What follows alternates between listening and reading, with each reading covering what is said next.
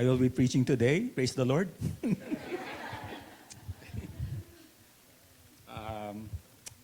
Maraming salamat po sa Panginoon for giving me once again an opportunity to share the Word of God this morning.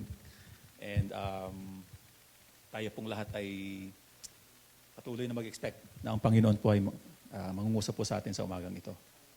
Tayo pong lahat ay tumayo.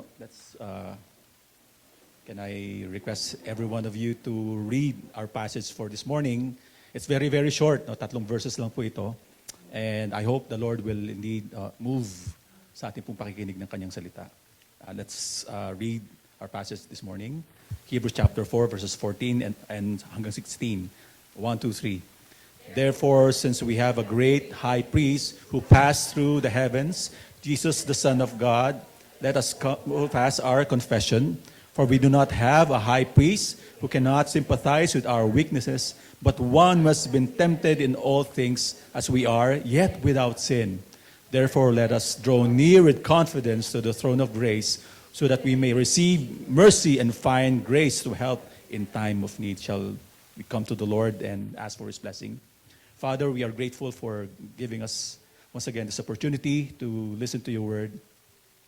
We pray, Lord, that your Holy Spirit will move in a mighty way to help us understand, Lord, the benefit that we have in Christ, the benefit that we have, Lord, in having, Lord, Jesus Christ, our great high priest. We pray, Lord, na sa amin pong, sa inyong pangungusap sa amin sa umagang ito, makita po namin ang aming katatayuan kay Kristo Jesus. At nawa ito ay maging, Lord, reason namin upang kami po ay lumapit sa inyo. Parati ay Panginoon sa aming mga pinagdadaan sa buhay. And we pray, Lord, that as we do so, Lord, our lives will indeed speak of your glory.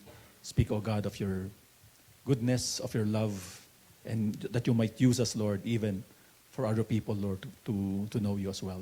Salamat po, Panginoon. We entrust to you myself, Lord, that you will help me, Panginoon, preach your word with wisdom and authority and with power coming from your Holy Spirit.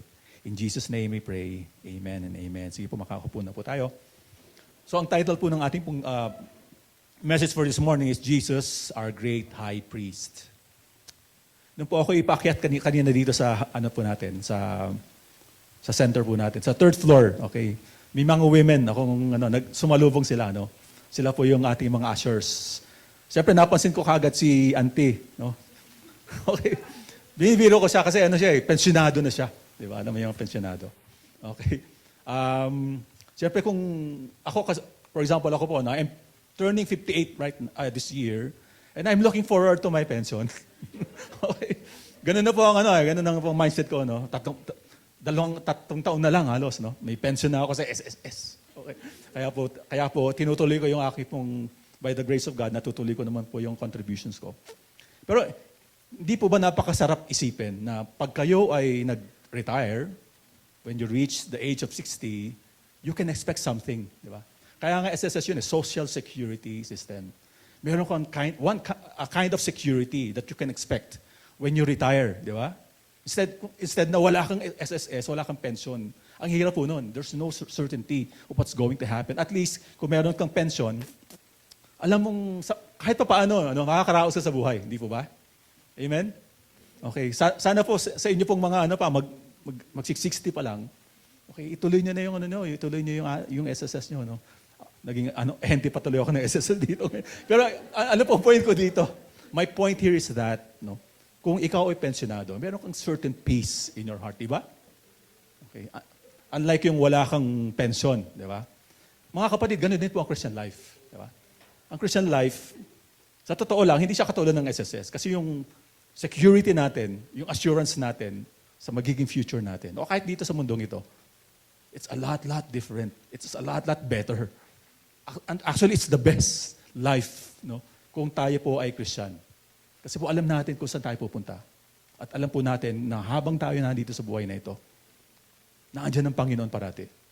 Upang tumulong sa atin, upang matawagan natin siya, at makita natin yung ginawa ng Panginoon sa atin, yung gaya po na kinakanta natin kanina, the Lord paid for our sins. And our destiny, our eternal destiny is very, very secure.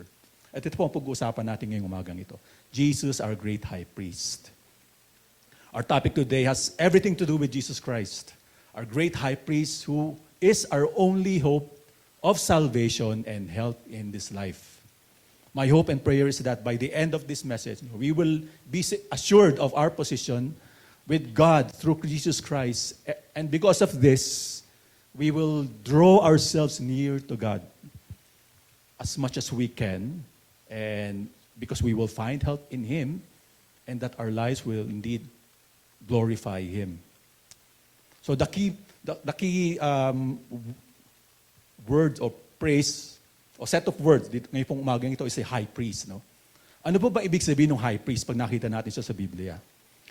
Sino yung high priest na tinatawag? High priest, siya po yung nag-offer ng animal sacrifice for the nation of Israel.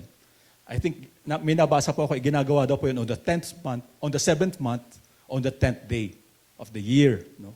So bakit may animal sacrifice? So that the sins of the people of Israel will be forgiven. Sila po ay mapatawad ng Diyos sa kanilang mga kasalanan. And of course, ang nagiging role po ng high priest is he becomes the mediator between God and the nation of Israel.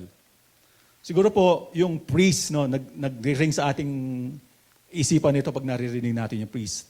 Nung pong ako'y dati pag nasa Catholic ako, ang pagkakakilala ko sa priest, siya yung representative ng Diyos dito sa lupa. Di ba? Ganun naman talaga yun, di ba?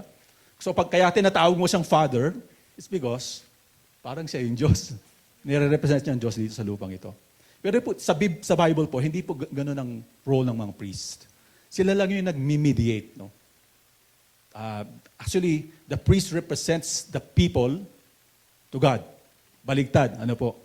So, ganun po yung role ng priest at yung high priest. Siya yung nag-o-offer ng sacrifice. The blood of the animal, o bull man yan, o lamb man yan, no? So that the sins of the people will be forgiven. Okay, and sa time po ng Panginoon, the priest is the head of the Sanhedrin. Siya po yung head nung council nila doon sa nation of Israel. No?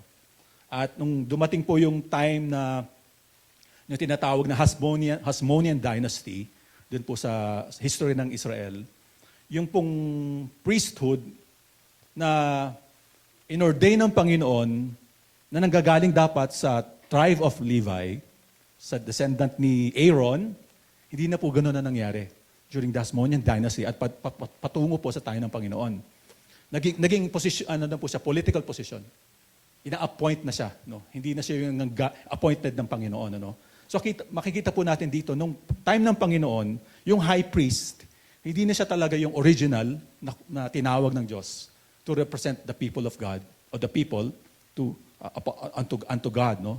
So, ganun na po yung status ng time na yon.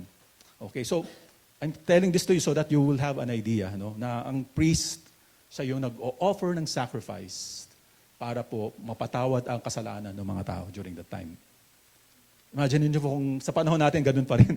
Ang dami siguro, mauubos siguro yung natin, yung mga heifer natin, mga baka natin dito, o yung mga lamb natin dito, sa dami natin, no?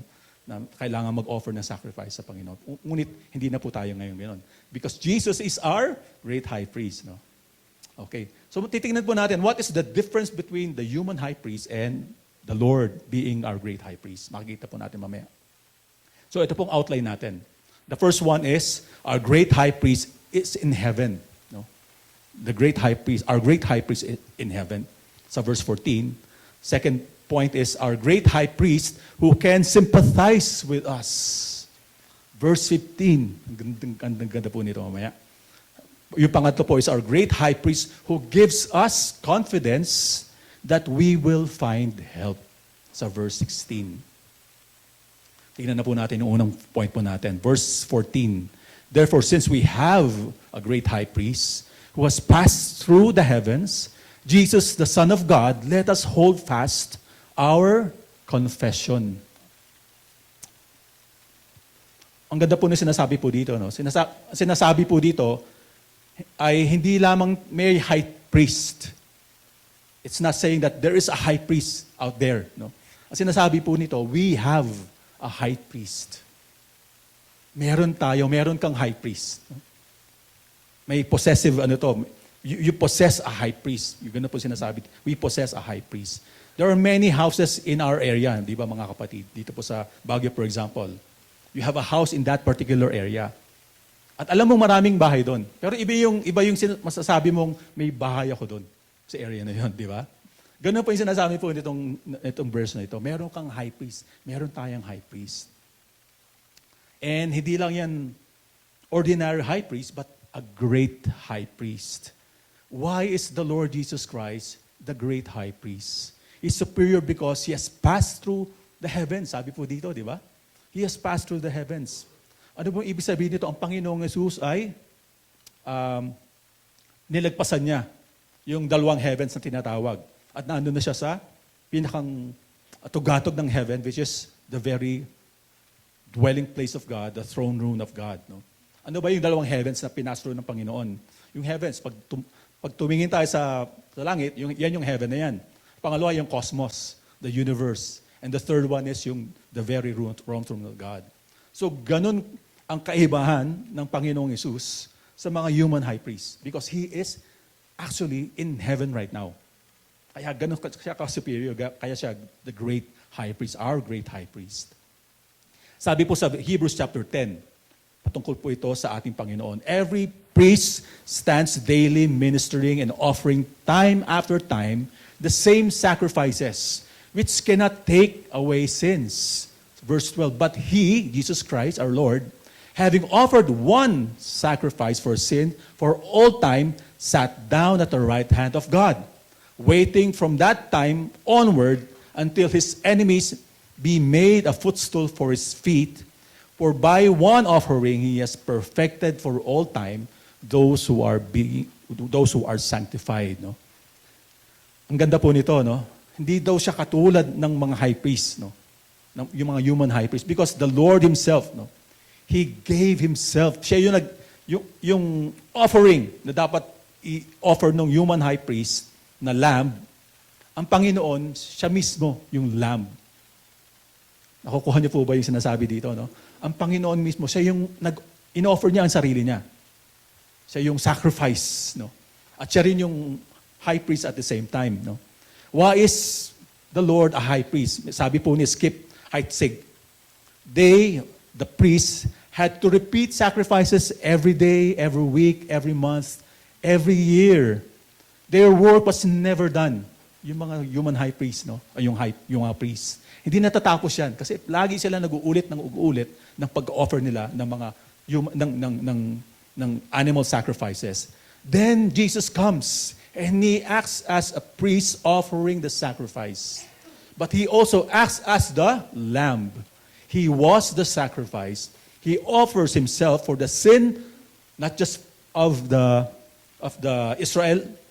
sin of Israel, but for the whole world. No, He dies. He's raised, He ascends into heaven, and He sits down at God's right hand, which means only one thing. Kaya po umupo ang Panginoon sa kanang bahagi ng Diyos. Ano pong ibig sabihin nun? It is done, it is finished. Tapos na yung sacrifice. What He did on the cross is enough to take the sins of the world. That's why Jesus is significant. Our high priest has finished the task. He has completed His work as Savior. Ang ganda, mga kapatid, no? Ang Panginoon, yung pag inaalay niya yung sarili niyang buhay, ultimate yun. Hindi mo na kailangan mag-sacrifice ulit because the Lord Jesus Christ fulfilled the requirement of the law of God, no? And the atonement for the sins of the people of the world. So ano po nangyayari? Ano po yung binibigay sa atin ito? No? Assurance of salvation, mga kapatid. Jesus' death on the cross was a high priestly sacrifice that was eternally valid. Hindi nag-expire. Ganun po yung pag-sacrifice ng ating Panginoon. This once and for all sacrifice was verified as accepted or acceptable because He was exalted at the right hand of the Lord. No? He ascended to heaven and He is at the very throne of God, at the right hand of God. To a Jew, nung time po ng ating Panginoon, nung naging Christian, yung mga Jews po nung panahon ng ating Panginoon, nung sila ay naging Christian, malaking pagbabago sa kanila because they do not need to go to the priest and offer sacrifice for their sins. Nandiyan na po yan, ano? Ang ganda po nung ginawa ng ating Panginoon. To any one of us who trust in Jesus Christ sa ating pong panahon ngayon, we are assured that it is not by our own merit that we are saved, but by the saving work of Christ alone. Amen? Kung tayo po ay naniwala na sa pananampalataya na sa ating Panginoon, inoffer ng Panginoon ang kanyang sarili at wala na tayong kailangan gawin. No? Although sinasabi po ng Biblia, we should offer our lives as living sacrifice to the Lord. No? We should thank the Lord. No? Kung tayo po ay, it's going to be very, very troublesome, mga kapatid, if ang ating pong kaligtasan ay nakasalalay sa ating mga sarili. Wala tayong assurance, mga kapatid. No? At makikita po natin ito sa John chapter 10, verse 27 to 29, yung double surety na tinatawag. No? Basahin po natin ito. My sheep hear my voice and I know them and they follow me. Tayo po ito, kung tayo po ay true believer. And I give eternal life to them and they will never perish. Solid po mga kapatid, no? They will never perish. Yung mga sheep ko, yung mga tupa ko, they will never perish. They will have eternal life. Ano po sabi ng Panginoon? And no one will snatch them out of my hand. Ang Panginoong Hesus po nagsasabi nito, walang makakaagaw sa kamay ko, sa mga sheep ko na ito. Dumating man yung kaaway, dumating man si Satan, dumating man ang wolves sa buhay niya, they will never be able to snatch them away from my hand. At ito po yung isa, my Father was given them to me. Tayo daw po pala, ibinigay ng Diyos Ama kay Lord Jesus Christ. Is greater than all. And no one is able to snatch them out of my Father's hand. Ang ganda mga kapatid. Doble po yung assurance natin. Dito sa sinasabi po ng ating Panginoon. Indeed, no one can snatch us out of His hands. What an assurance, what hope we have in the Lord. Your eternal life is doubly secured if you are a sheep of the Lord Jesus Christ. Those who hear His voice and follow Him. Kung tayo po ay nakakarinig sa Kanya pong tinig at tayo po lumalakad na sumusunod sa Kanya, tayo po sumusunod sa Kanya, alam po natin na tayo ay secured sa kamay po ng ating Panginoon. Amen? If our salvation is so sure, shall I not be faithful to God who saved me? Kung ikaw ay niligtas ng Panginoon at sigurado ka sa kaligtasan mo, hindi ka ba magiging tapat sa ating Panginoon? Yung buhay natin? Hindi mo ba ibibigay sa Panginoon yan? Will I not give my life to the Lord? No? Because He has guaranteed that I am going to heaven with Him when I die, from when I leave this world. No? Nakakatuwa pong balitang ito sa ating mga kapatid. No? And it's something that we should always cherish in our hearts. No? That we possess an eternal life and our lives are secure in the hands of the Lord Jesus Christ and even in the hands of our Father. So yun po yun, no? Yung una pong benefit natin from the Lord being our high priest. Our security, our salvation. Pangalawa po, He's interceding for us. In Romans chapter 8, verse 34, Who is He who condemns? It is Christ who died, and furthermore is also risen, who is even at the right hand of God, who also makes intercessions for us. When He ascended to heaven, ang Panginoon po, hindi po siya nag-break. Mag-break muna ako, Father. Ginawa ko na yung dapat kong gawin, niligtas ko na sila sa kasalanan nila. Pwede bang mag-chillax muna ako dito sa heaven, ano? Hindi po ganoon ang Panginoong Jesus, no? He is a very hard-working Savior. That when He went to heaven, hindi siya nag-take ng break. He's interceding for every one of us. For all of us, no? Until time na dumating na ang Panginoon ibabalik na dito sa lupang ito, no? Jesus not only passed through heavens, but He is at the very throne room of God. He is seated at the right hand, interceding for us, pleading to the Father on our behalf. He is our mediator, He is the mediator between God and man, our great high priest who is able to keep us from falling. Naalala niyo po ba yung sinabi ni Jude, no? To the God who can keep me from falling, who keeps me from falling. Dahil po, ang Panginoong Jesus, He is interceding for us. We will not fall, mga kapatid. We will not fall out of faith because the Lord Jesus Christ Himself is interceding for His sheep. Does Jesus really pray for us? Talaga bang ang Panginoon na nanalangin para sa atin? Totoo po yun. Sinasabi nga po nung Romans chapter 8. No? And magbigay po tayo ng example. No? Nung ang Panginoon po nandito sa lupang ito. Sa Luke chapter 22, ito po yung instance where the Lord Jesus Christ asked the Father that the disciples will not fall out of faith. Simon, Simon, behold, Satan has demanded permission to sift you like wheat. But I prayed for you that your faith may not fail, and you, when once you have turned again, strengthen your brothers. Kita po natin dito, kung hindi siguro pinag-pray ng Panginoon si Simon, nag-fall out na siya sa kanyang pananampalataya. At alam naman po natin ang nangyayari kay Simon, di po ba? He betrayed the Lord. Umalis siya. Iniiwan niya ang Panginoon. And if had not the Lord prayed for him, baka nag-fall away na siya sa kanyang pananampalataya.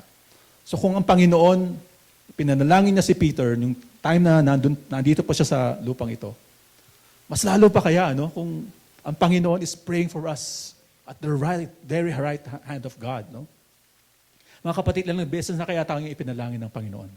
Ng Panginoong Yesus na hindi tayo mawala sa ating pananampalataya. Maraming beses na siguro, mga kapatid.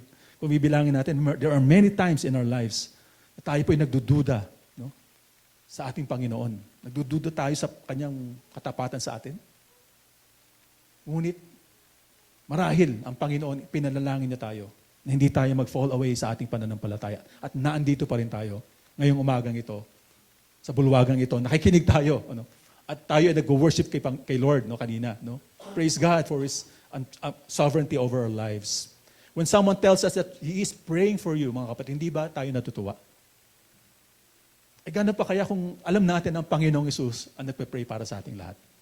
Amen? Amen. Mga kapatid, He is our permanent intercessor. If His intercession for Peter was so effective when he was here on earth, how much more now that He is in heaven. At ano po yung instruction makikita po natin sa verse 14 na ito, Let us hold fast our confession. The same is mentioned po in Hebrews chapter 10 verse 23. Ano po yung nakasulat sa Hebrews chapter 10 verse 23? Let us hold fast the confession of our hope without wavering. For He who promised is faithful. Yung pagtangan natin sa pangako ng Panginoon, sa mga promises ng Panginoon, ay nakadepende yon sa kanyang faithfulness. The writer is exhorting us, his readers, especially those who are wavering in the faith, na tayo po ay dapat magpatuloy sa ating pong pagtangan sa katapatan po ng ating Panginoon. May mga times ba na tayo ay nagkakaroon ng temptation to leave our faith? Na parang, Lord, parang nahihirapan ako sa Christian life ko. Okay pa dati, hindi pa ako Christian, di ba? Ang bilis lang. Kung anong gusto kong gawin, magagawa ko. Dumating pa tayo sa point na gano'n, na parang, worth it ba ito na ako magsusunod ako sa Panginoon? Parang ang hirap naman itong Christian life. Ganun po yung minsan tingin natin sa ating Christian life, di ba? Pero makikita po natin dito, hindi mahirap ang Christian life. If you will only trust God, your Christian life is very, very easy. Although maraming problema yan, Pero alam natin na ang Panginoon hindi tayo, bibitawan ng kanyang mga kamay, At alam natin na ang Panginoon hawak ang ating mga buhay, Pero dumadating sa ating point, di ba, sa mga buhay po natin, na ganun tayo, di ba? Hirap naman ang Christian life kasi dapat daw Christian yung maging mapapangasawa ko. Dumating po ako sa point na ganun dati, nung ako po nung bata-bata po ako. Parang sabihin mo, yun nga, may hirap talaga siya, in one sense. Pero kung ikaw, alam mong Christian ka, susunod din sa Panginoon. At there's no better way to live your life than to obey the Lord. Amen? Amen. Okay. Once you knew the Lord Jesus Christ and the Father, it is unimaginable, mga kapatid, that you will return to your old life. Hindi ka na babalik ng sigurado yan kung tunay ka nakakilala sa Panginoon. May mga times, di ba, na ganun talaga tayo. At praise God, andito pa rin tayo ngayon. Di ba, mga kapatid. So, ang tanong po sa atin, why hold fast to our confession? No? Because the foundation of our confession is Christ and His accomplished work, His redeeming work that He done for us on the cross. Another one is because Jesus Christ is true. Totoo ang Panginoon. Ano? And His work to redeem us is true. This is historical, ang pagliligtas po ng Panginoon sa atin. No? And what else? Bakit po tayo mag-hold fast sa ating confession? Because He's seated at the right hand of God with the Father, no? And is interceding for us. And another one is because there is no better way to live our life than to live by faith in the Son of God who loved me and who gave His life for me. Amen? Our confession will be challenged in this life, mga kapatid. And our life is not going to be perfect, no? But this call to hold fast our confession of Christ as our great high priest will keep us enduring and persevering to a victorious life here on earth. Pag tayo tumanga sa ating confession, itong magbibigay ng tagumpay sa ating mga buhay. Amen? So mga kapatid, let us hold fast to our confession. Jesus is our great high priest. He paid for our sins. Secure na ang ating kaligtasan, no? At siya rin ang nag-intercede sa atin sa heaven para po tayo hindi mag-backslide. Hindi tayo mawala sa ating pananampalataya. Let's go now to the second point. The great high priest can sympathize with us. For we do not have a high priest who cannot sympathize with our weaknesses, but one who has been tempted in all things as we are, yet without sin. Sympathize. Ano po ibig sabihin nito? No? To sympathize is to feel. No? To agree with the sentiment of the other person. Sinasabi nga po naman, putting yourself in the shoes of that person. Kumbaga parang iniintindi mo, ano ang pinagdadaanan niya? Ano kaya yung nararamdaman niya? Ganito po yung sinasabi dito, being able to sympathize. No? Sinasabi nito, mga kapatid, ang Panginoon, He knows what we're going through. Alam niya yung paghihirap na tinadaanan mo. Alam niya ang nilalaman ng ating mga puso. No? Alam niyang tayo pagod na. Alam niyang tayo nawawalan ng pag-asa. Yun pong sinasabi nito. He can sympathize with us, with our weaknesses. Jesus was tested like as we are. No? And at sinasabi nga po sinasabi po ni Robert Norris. No? Jesus was tested like we are and does not roll His eyes at our pain or downplay our struggle with sin. Ganda po nito. Di ba tayo mga ganun? Pag may nakarinig tayo ng sinabi ng isang tao, pag alam mong corny naman ito, di ba yung eyes natin nag-roll? Ganun po sinasabi dito eh. Yan na naman siya. Okay. Pero hindi po ang Panginoon. Pag sinasabi po dito sa Biblia na He sympathizes with us, hindi po nag-roll yung eyes niya because He knows what we're going through. It's hard to sympathize with someone who is going through something that we do not have an experience, di ba? Yourself. Hindi ko naman na-experience yan eh. Ang hirap na mag-sympathize sa kanya, di ba? Or, di ba mahirap yung ibang tao na mag-sympathize sa atin kung di niya nararanasan ang ating dinadanas ngayon, di ba? Ang mga challenges natin. We have our own ways of sympathizing with others through their tough times, mga kapatid. But Jesus Christ can identify with us because He Himself went through life's difficulties.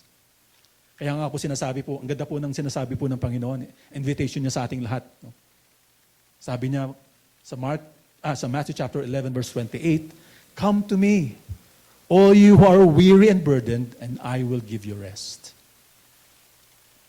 He knows what it feels to be weary, and He knows how it feels to be burdened, and He knows how it feels to be restless. Kaya yun ang offer niya sa atin, come to me, lumapit kayo sa akin. I will give you rest. Does Jesus understand the burdens that we carry? Is He really capable of sympathizing with us? Do we believe that the Lord can help us? Ito po yung mga questions natin, di ba? Yes, He can. Yun po ang sagot dito, mga kapatid. He can sympathize with us. And He went even to the extent of being made poor. Sabi po sa 2 Corinthians chapter 8 verse 9, Grabe po ang Panginoon. Pwede naman siya dumating dito sa lupang ito na mayaman siya, di po ba? Pero ito mo sinasabi dito, no? For you know the grace of our Lord Jesus Christ, that although He was rich, but for your sake He became poor, in order that you, by His poverty, may become rich. Why does the Lord need to be poor? So that He can sympathize with us. Ganun po kadakila ang ating Panginoon. For our sake, He who is rich, the creator of all things, has become like one of us. He became a carpenter from a very poor family. Indeed, He can sympathize with us. There are people who pretends to know what people are going through, especially siguro pag mga election day, di ba? Napapromise yung mga kandidato, I can sympathize with you, naiintindihan ko yung pinagdadaanan nyo. Pero pag nanalo na sila, nakalimutan ka na nila. Di ba? Pero ang Panginoon hindi po ganun, ang kapatid. The people who can give us comfort and help are those who have gone through difficulties in life. Jesus can sympathize with us. Why? Ito po yung mga examples. Ang Panginoon po ay nabubuhay pa dito sa lupang ito. He struggled at the mountain. No? Before He was crucified, He prayed to the Lord, to the Father, Father, remove this cup from me. Yun ang try ng ating Panginoon. Baka hindi, mahihirapan siyang harapin yung kamatayan niya at mapawalay siya sa ating Panginoon, sa Panginoong Ama. No? He know that He is about to die. Dumating na po ba tayo sa point na gano'n? Tayo po may mamamatay, di ba? Ang Panginoon po, yun po ang pinagdaanan niya. Isa po yun sa mga nangyari sa Kanya. Pangalawa po, no? The apathy of His men. Multiple times, sinasabi ng Panginoon, I'm going to die. Pero yung mga, kung babasahin niyo po yung mga Gospels, no? I'm going to die. Pero yung mga disciples niya, parang hindi naiintindihan nila yung sinasabi ng Panginoon sa kanila. In fact, may isang instance po, no? Na sinabi ng Panginoon, I'm going to die. And after 3 days, I'm going to be raised from the dead, no? And immediately, si John at saka si James, lumapit kay Lord. Panginoon, pwede bang pag nasa langit ka na o pag naghari ka na, sa kanan ako, sa kaliwa yung si James? Imagine niyo po yung mga kapatid, kung ikaw ang Panginoon, grabe naman itong mga ito. Hindi nila naiintindihan yung pagdadaanan ko. Meron po bang mga times sa inyo na gano'n kayo? Hindi nila naiintindihan yung pinagdadaanan ko. Parang, sinabi ko na ganito yung pinagdadaanan ko, pero wala lang. Wala lang sa kanila, no? Naintindihan po ng Panginoon kung tayo po'y dumadaan doon. Kasi ganun ang nangyari sa kanya, mga kapatid, no? Abused. Okay. Ang Panginoon po, He was attacked. He was mocked, He was beaten, and He was killed by His enemies publicly, kapatid. Hindi secret, publicly. Kung sinasabi natin that the Lord cannot identify with me because the things are happening to me, I'm being abused. Tumingin ka sa Panginoon, nangyari sa kanyang lahat na yan. He was betrayed and abandoned by everyone. Mga kapatid, the Lord was with His disciples for so many years, for at least 2 years. No? And when He was arrested, nasaan na sila? Wala silang lahat. Nawala sila. In fact, si Peter, alam naman po natin ang kwento ni Peter, di ba? He betrayed the Lord 3 times. At the third time that Peter betrayed the Lord, napatingin ang Panginoon sa kanya. At napatingin din si Peter sa kanya. At the same time, tumilak po yung manok. And Peter wept bitterly. Kung kayo ang Panginoon, mga kapatid, matitake niyo ba yun? Nasaan na yung mga kaibigan ko? At the time of my need, wala silang lahat. And He suffered and died alone. Mga kapatid, nung ang Panginoon, He was crucified on the cross, ang alam ko lang na nakasulat sa Biblia, si John, andun siya kasama si Mary at saka yung mga women na disciples niya. Pero wala silang lahat. Kung siguro ikaw ang Panginoon, nasaan na yung mga kaibigan ko? Akala ko ba kaibigan ko sila? Wala silang lahat. Takot sila. Takot silang mag-suffer for me. Jesus was the one most abused person who ever lived. He suffered and died unjustly. Think about this seriously, mga kapatid. Is our suffering worse than His? I don't think so. I don't think so. tingnan naman po natin how the Lord sympathized with the people. Mga kapatid, the Lord lost a friend. He lost a friend, si Lazarus. And sinasabi po sa Biblia, when the Lord realized that Lazarus was dead, ano ginawa niya? He wept. He knows how to lose a loved one. And there was an instance then in the Bible where it says, yung 5,000 people, uuwi na sila. Kasi gabi na. No? Naalala niyo po ba ito? Pauwi na natin sila, sabi ng mga disciples. Sabi ni Lord, pag pinauwi natin yan sila, baka mahilo yan sa daan. Mag-faint yan sila. Pakainin natin sila. Ganun po yung nangyari doon, di ba? Kung natatandaan niyo po yung storya na yun. Pinakain ng Panginoon because He was very, very concerned with the people, no? That they will not faint on their way back home. No? Alala ko po yung isa pong instance ng Panginoon, no? Kilala niyo po si Bartimaeus. No? Siya yung blind man, di ba? Na andun sa crowd, no? At ang Panginoon dumadaan na, sabi ni Bartimaeus, Jesus, Son of David. Ganon, tinatawag niya si Jesus, no? Pero yung sinasabi ng mga disciples niya, tumigil ka dyan. Tumahimik ka, di ba? Pero ang Panginoon, He looked back. No? Ano pong sinabi ng Panginoon sa kanya? What do you want me to do for you? What do you want me to do for you? He was offering Bartimaeus help. That's how He can sympathize with us, mga kapatid. The Samaritan woman, di ba? Naalala niyo po yung kwento ng Samaritan woman. The Lord dealt humbly and gently with that person until siya po ay nanampalataya sa ating Panginoon. And ultimately, mga kapatid, how pinakang ultimate sympathy ng ating Panginoon sa atin ay what? He offered Himself as a sacrifice, a ransom for all of us.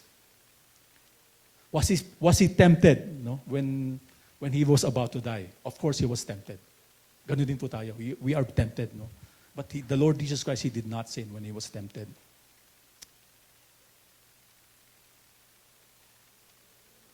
One, sabi po sa verse na binasa po natin, one who has been tempted in all things as we are, yet without sin. So alam ng Panginoon, when we are tempted, alam niya kung paano po tayo natutokso. No? At makikita po natin sa kanya pong, sa account po ng buhay ng Panginoon. No? He fasted for 40 days at the wilderness and he was tempted by the devil himself. No? Sabi ang kwento po noon, turn the stone into bread. No? Sabi ni Satan sa kanya. No? Pero hindi nag-give in ng Panginoon. Imagine niyo po yung 40 days. Nung po time namin sa old church po namin, sa previous church po namin, meron kami kilalanan for 40 days fasting. At alam niyo ba itsura ng for 40 days fasting? Butot balat na sila. As in, butot balat na sila. No? At parang masusuko ka na. No? Parang ganun po yung mga sharing ng mga tao no? Na nagpa-fast ng 40 days. Imagine niyo po ang Panginoon, butot balat. Gutom na siya, di ba? I could have turned the stone into bread. Pero hindi niya ginawa yun. Sabi ng Panginoon, man shall not live by bread alone, but every word that comes out of the mouth of God. Its temptation is to satisfy his craving for food. Which is valid naman, mga kapatid, hindi po ba? Kaya niyang gawin yun pero hindi niya gawa. Hindi niya ginawa yun. No? It is important that he lives according to the Word of God. Ang pangalawang temptation sa Panginoon, to throw himself down and let the angels catch him from the pinnacle. At alam niyo po ba, ang temptation, sinasabi po ni Satan, ihulog mo yung sarili mo para sambutin ka ng mga angels. No? Sa temple. Ano po yung temptation doon, mga kapatid? Actually, ito yung temptation na napaka-crucial because if the people who are in the temple saw the Lord Jesus Christ falling from the pinnacle of the temple, and they saw the angels catching him, diba? The people will turn him into king. Iyan na yung mensahe natin. Kita natin, di ba? Yung anghel, sinambot siya. At pag ginawa ng mga tao yon, he becomes the king of Israel. Wala nang krus. Hindi siya ipapako sa krus, sigurado yan. Yun pong ibig sabihin po ng temptation na yun. No? At marami pa pong mga bagay-bagay na nangyari sa ating Panginoon. Ang point lang po dito, mga kapatid, He can sympathize with us. Amen? Amen. Hindi yata tayo convinced. No? We can sympathize with us. No? Wala kang pinagdadaanan sa buhay, kapatid, na hindi ka naiintindihan ng ating Panginoon. He may even had suffered more than you do, mga kapatid. Jesus had had many bitter experiences in life than most of us here in this congregation po natin. So, ang nagiging problema po natin, mga kapatid, no? Lagi natin iniisip, does He really care for me? Di ba? To think that we are on our own, that God doesn't understand what we are going through. Ang kalimitang dahilan, mga kapatid, ng pagiging talunan ng isang Kristiyano ito, no? Hindi sila nagtitiwala na siya ay naiintindihan ng Panginoon sa kanyang mga pinagdaanan. Magtatampo na lang siya, di ba? Lalayo na lang kay Lord. Hindi mo ako naiintindihan ng Diyos eh. Di ba? Hindi niya sinasagot yung aking mga panalangin. No? So we isolate ourselves until mawala na tayo sa ating pananampalataya. Mga kapatid, help is just a message away or a call away sa ating Panginoon. Amen? At dito po sa setting ng church natin, di ba? Kung tayo may pinagdadaanan, di ba? Ang Panginoon, naiintindihan niya tayo, tama yun. Pero meron din tayong means of grace that we could call our brother, our sister, our pastor, our disciples, di ba? Para matulungan tayo, mapag-pray tayo, mabigyan tayo ng counsel nila upang tayo po hindi mapalayo sa ating Panginoon at makita natin yung katapatan ng Panginoon sa ating mga buhay. Sabi po sa 1 Peter chapter 5 verse 7, cast all your anxieties on Him because He cares for you. Di ba ang sarap isipin that a person cares for you? Di ba? Si Adam nangiti. No? Do you care for Krisha? Yes. Does Krisha care for you? Yes. Kaya ganun na lang yung ngiti ni Adam. Masarap, di ba? Pag isang tao ay may tawag sa ano nga ang Tagalog sa care? Malasakit, no? May malasakit sa iyo ang tao na yan, no? Ang Panginoon may malasakit sa atin. He cares for us. So we should cast all our anxieties on Him, di ba? Cast it on Him and trust Him that He cares for us, no? The Lord helps us sometimes by talking to us mysteriously and beautifully if we will only seek Him. Mga kapatid, may mga pinagdadaanan tayo, di ba? Sa ating buhay dito sa lupang ito, no? Ang bigat ng pinagdadaanan natin. But alam niyo po, mga kapatid, mamamangha na lang kayo sa pamamaraan po ng Panginoon. Ano? Na siya ay mangungusap sa iyo pag magbasa ka ng Bible, di ba? Makikita mo yung pangako ng Panginoon, suddenly, mabibigyan ka na ng courage, no? To continue, no? Ano pa po? Nakarinig ka ng song. Di ba? Cast all your cares. If He carried the weight of the world upon His shoulder, my brother, He cares for you. He will lift you up. Mga ganong kanta, di ba, mga awitin. Nakalimutan ko na po yung exact lyrics, no? When we read a sign, di ba? Ayun, nakalagay doon, for example, sa wall. For God so loved us, no? That God so loved the world. Di ba? Ginagamit ng Panginoon yung mga bagay-bagay niya to encourage us, no? Pag nakarinig tayo ng teaching online, di ba? And even yung nature, di ba, mga kapatid? Ako po, mga kapatid, doon po sa bahay namin, ano? One time, nakakita ako ng firefly. Ang ganda firefly, mga kapatid, no? Pero pwedeng mag-usap sa yung Panginoon doon, di ba? How genius God is, how powerful God is, that an insect would be able to illuminate. Umiilaw, mga kapatid, no? Grabe po yun, ano? Pag tumingin ka sa flowers, di ba? Bakit iba-iba yung kulay ng flowers? Pwede namang green na lang sila lahat. Di ba? Nakakita niyo ba yung mga point ko, no? God cares for us, that even what is pleasing in our eyes, He created them. Kaya nga, di ba, pag Valentine, ang daming bulaklak, iba't ibang kulay, di ba? Di ba, Adam? Okay. Ano po yung manner ng Panginoon, no? Sa Kanya pong pagkalinga sa atin, sa Kanya pong malasakit sa atin. Sabi po ng Panginoon ulit sa Matthew chapter 11, verse 28 hanggang 30, Come to me, all you are weary and heavy laden, and I will give you rest. Take my yoke upon you and learn from me, for I am gentle and humble in heart. Wala po dyan yun, ano? I am gentle and humble in heart, and you will find rest for your souls. For my yoke is easy and my burden is light. Makikita po din natin ang example nito ng Panginoon po, no? Sa John chapter 8, no? Meron pong isang example ng Panginoon when the Jews wanted to frame him up. No? Ang ginawa po ng mga kaaway ng Panginoon, nagdala siya ng isang adulterous woman sa court. Doon ng Panginoon at yung mga kaaway ng Panginoon, yung mga Pharisees, mga Sadducees, nagdala sila ng adulterous woman. At gusto nilang makita anong gagawin ng Panginoon. Kasi po, ang law po sa Israel, pag caught on the act, ang adulterous person, they can stone him to death. Imagine niyo po yun. Babatuhin yan hanggang mamatay. So, ganun po yung pinresent ng mga kaaway ng Panginoon sa kanya. At ang gusto ng mga kaaway niya ay magbigay siya ng desisyon o magsabi siya ng desisyon na magiging that he can use, no, against the Lord Jesus Christ. But ito po yung sabi ng Panginoon. No? Sabi po sa verse 7 sa John chapter 8, but when they persisted in asking him, anong gagawin natin? He straightened up and said to them, he who is without sin among you, let him be the first to throw a stone at her. Kung sino ang hindi nagkasala sa inyo, siya yung unang bumoto sa babaeng yan. Tapos ang Panginoon may sinusulat sa lupa. Sinasabi nga ng professor namin dati sa PBTS, no? Siguro si Lord sinusulat niya yung mga pangalan ng mga Pharisees, no? At nakasulat doon yung mga ginawa nilang kasalanan. Kasi ano nangyari sa kanila, no? Sa verse 10, straightening up, Jesus said to the one by one, okay, nung sinabi ng Panginoon yon, sinong unang hindi nagkasala sa inyo? Siya yung bumato. Siguro nung narinig nila, nakita nila yung pangalan nila. Kung nari lang po na, hindi po sigurado ito, no?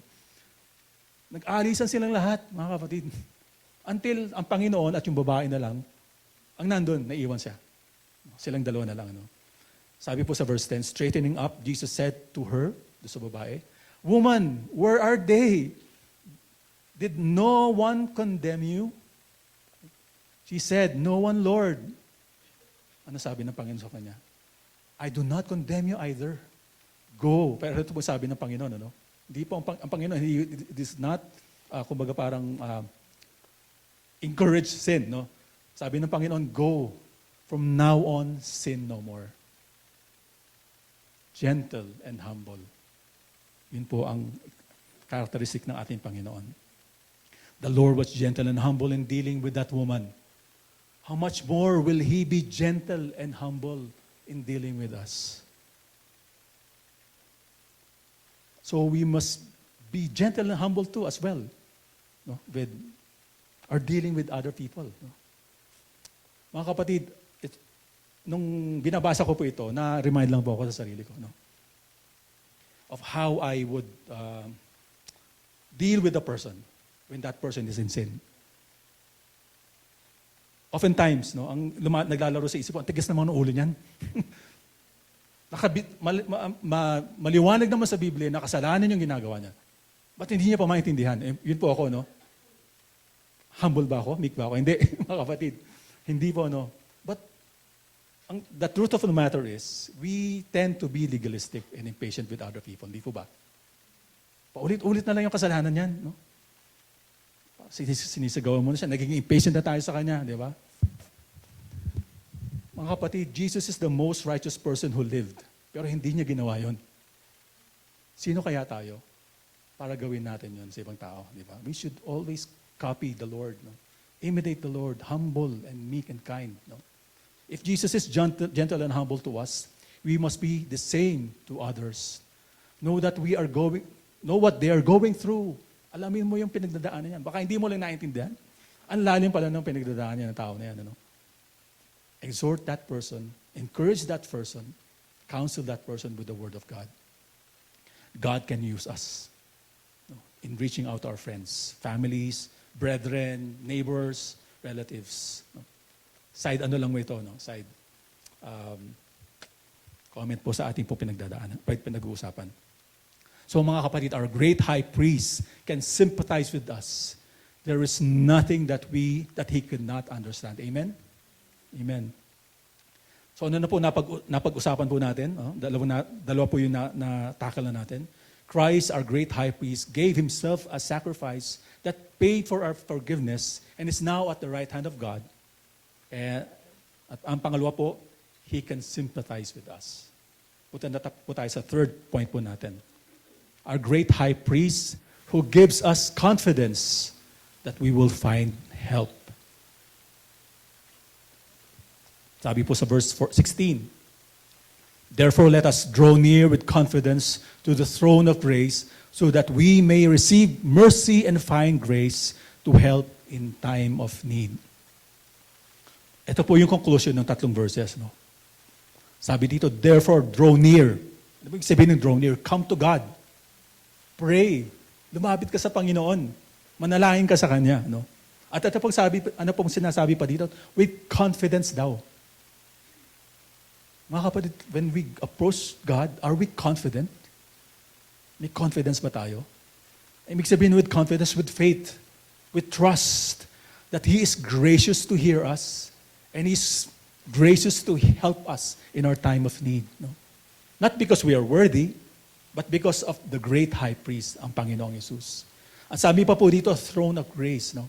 Earthly thrones often exclude, intimidate, or demand bribery or favor, while God's throne is accessible, gracious, and welcoming to the weakest and most broken believer.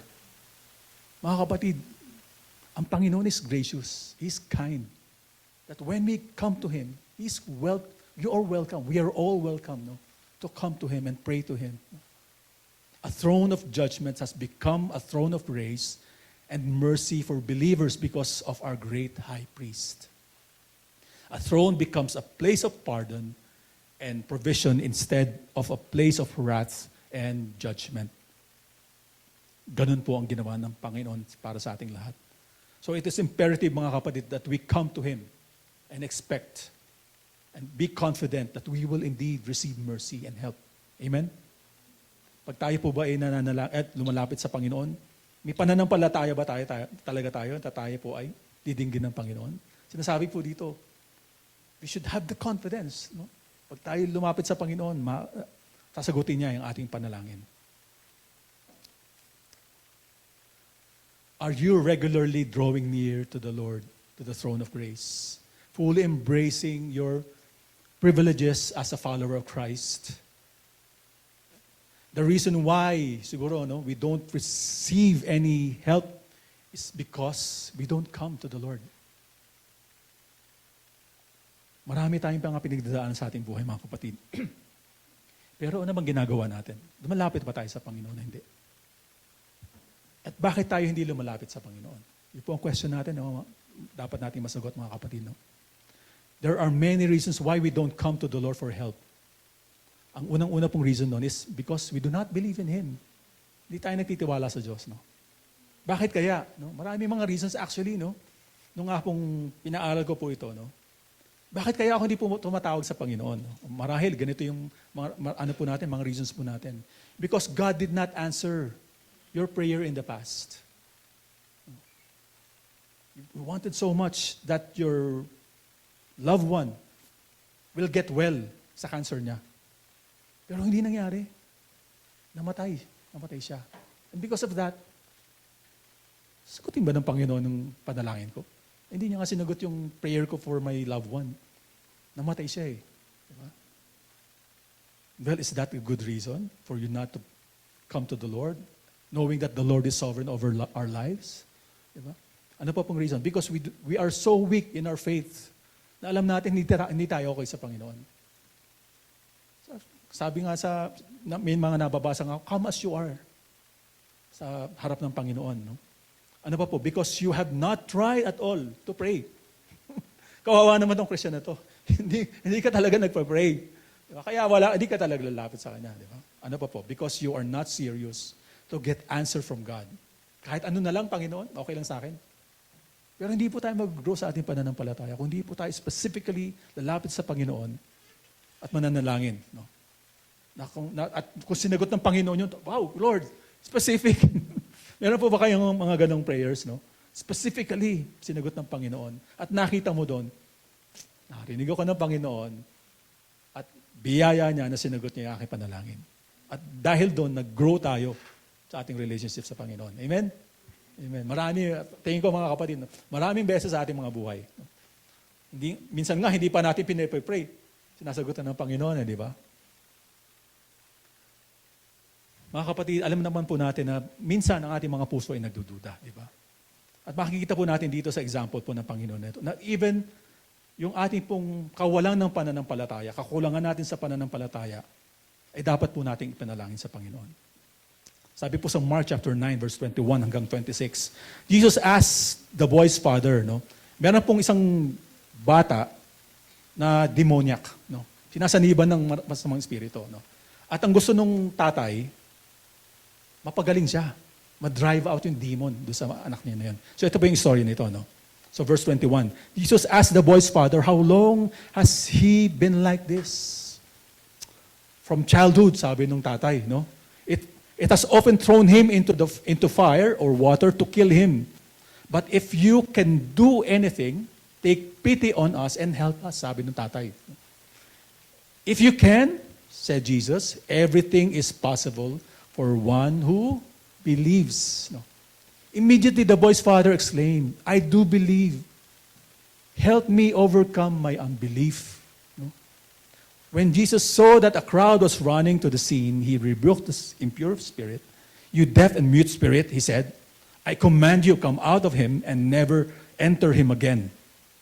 The spirit shrieked, convulsed him violently and came out. In short, lumayas yung demonyo, no, doon sa bata na yun. No? Pero ano pong example na makikita natin dito? Even our unbelief. Lord, help me in my unbelief. Hindi ako, Panginoon, yung pananampalataya ko, kalahati lang eh. Something like that. Ano? Punuin niyo po ito, mga kapatid. Confess to the Lord the state of your unbelief. No? Our heart to Him. And for sure, He's going to help us. He's going to give us the assurance that He is faithful, that our belief is founded on what He could do for us. No? Sabi po sa Romans chapter 8, verse 32, He who did not spare His own Son, but delivered Him over for all of us, how will He not also with Him freely give us all things? Mga kapatid, mga kailangan natin sa buhay natin. Para tayo mag-grow sa pananampalataya, para mag-grow tayo sa ating relationship sa Panginoon, ating maranasan, kung sino talaga siya sa ating mga buhay. Hindi niya yung pagkakait sa atin. Binigyan niya ang sarili niyang anak para tayo iligtas. Pagkakait ba niya sa atin ang mga bagay-bagay na kailangan natin sa buhay natin na ito? Hindi po, mga kapatid. Prayer must be raw and truthful. No? And remember that when you approach His throne, you don't need to polish your prayers or hide your weaknesses, for our Father sees everything. No? Ang inaakala natin, di ba? Minsan, di ba dito sa ating church? Pag sinabi mo, sis, come on, pray. Ayoko. Di ba? Bakit kaya? Kasi siguro, sinasabi niya, hindi ako marunong mag-pray. Hindi ako magaling mag-pray katulad ni pastor. Pero ang pagpe-pray po sa Panginoon, di ba? Dapat, kung ano yung nasa puso mo, yung sabihin mo sa Kanya, di ba? Mas na-appreciate ng Panginoon yun. Kesa yung nagsasabi ka ng mga bagay na gusto mo lang ma-impress yung mga tao. Di ba? Ang gusto ng Panginoon, you be truthful. No? When you approach Him, Lord, ito po ako. Nagdududa ako sa inyo. Di ba? Para tulungan talaga tayo ng Panginoon. Di ba? Ang ganun po, no? That we should always be honest before the Lord when we come to Him. No? And indeed, ang Panginoon, He is going to help us, no, in our time of need. When you pray, nakuha ko po sa online. No? When you pray, you're not whispering into the void. Alam niyo yung void? Wala nakikinig. Okay. When you're speaking because you are speaking directly before God's throne of grace in heaven. No? And your prayers are not interruptions to Him. May mga taong gano'n, di ba? Ayaw ko makastorbo eh. Pati ba kay Lord? Ayaw mo makastorbo. But are welcomed by the King Himself. Pag tayo nag-pray sa Panginoon, mga kapatid, is welcoming. Ini-welcome niya yung panalangin natin. Hindi niya sinasabing, huwag ka muna mag-pray kasi may ginagawa pa ako dito. No? Ganun po ang sinasabi po. Ang ganda po nito, mga kapatid. We can pray to the Lord anytime, everywhere. And whatever the state of our heart is, we can come to Him. Alam naman ng Panginoon, di ba, yung ating nilalaman natin mga puso. Sabi po ni Spurgeon, we have a friend at heaven's throne who claims our hearts as all His own. In every need, His grace is near. So let us come with faith, not fear. Our great high priest transforms God's throne into a place of welcome. And so we can now draw near and pour out our hearts to Him, as described in Psalm 62 verse 8. Sabi po dito, no, trust in Him at all times, O God. O people, trust in Him at all times, O people. Pour out your heart before Him. God is our refuge for us. Mga kapatid, are you anxious? Sabi po ng Panginoon, come to Him and He will give you the peace that surpasses all understanding. Are you tired and weary? Sabi po ng Panginoon kanina, di ba, sa Matthew 11, come to me and I will give you rest. Are you in need of God's supply? Sabi po sa Philippians, my God shall supply all of my needs according to His riches and glory in Christ Jesus. Are you in need of strength? You must come to Him, for God is our refuge and our strength. Amen? Are you in need of direction? We must trust Him, for He shall grant us the wisdom that we need. Our coming to God is not based on what we feel or how we perceive ourselves. It is because of our position in Christ, and it is because of Jesus Christ alone. So to summarize po our message for this morning, the Lord wanted us to remember that we have Jesus Christ, our great high priest, who bought our forgiveness by His sacrifice on the cross. His own blood He offered, and He has gone to the throne of God, our Father, and He's interceding for us so that we will not fall. Pangalawa, He can sympathize with us. He knows how we feel. He knows perfectly how to help us. Ang pangatlo, we can come to Him for help, to the throne of grace, and because of this, we can confidently come to Him, and we will be heard by Him, and we will be helped by Him. Amen? Amen. The destiny of the life of a child of God is already predetermined, mga kapatid. Alam na ng Diyos ang mangyayari sa atin. At alam naman din natin ang mangyayari sa atin pagdating ng panahon. We are sure of our eternal destiny, and while we are here on earth, the stream of provision of the great high priest will never run dry. Hindi mauubos ang biyaya ng Diyos sa atin kung tayo lamang ilalapit po sa Kanya. Mag-end po tayo dito sa verse na ito. No? Sa Hebrews chapter 10. Therefore, brethren, since we have confidence to enter the holy place by the blood of Jesus, by a new and living way, which He inaugurated for us through the veil, that is His flesh, and since we have a great high priest over the house of God, let us draw near with a sincere heart in full assurance of faith, having our hearts sprinkled clean from an evil conscience and our bodies washed with pure water. Verse 23, let us hold fast the confession of our hope without wavering, for He who promised is faithful.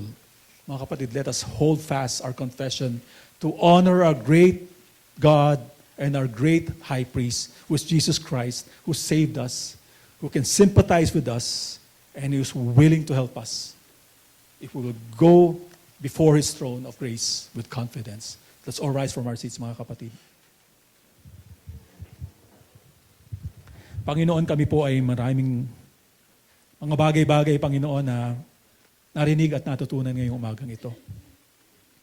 At dahil po dito, Panginoon, hinihiling po namin ang inyong tulong sa aming mga puso.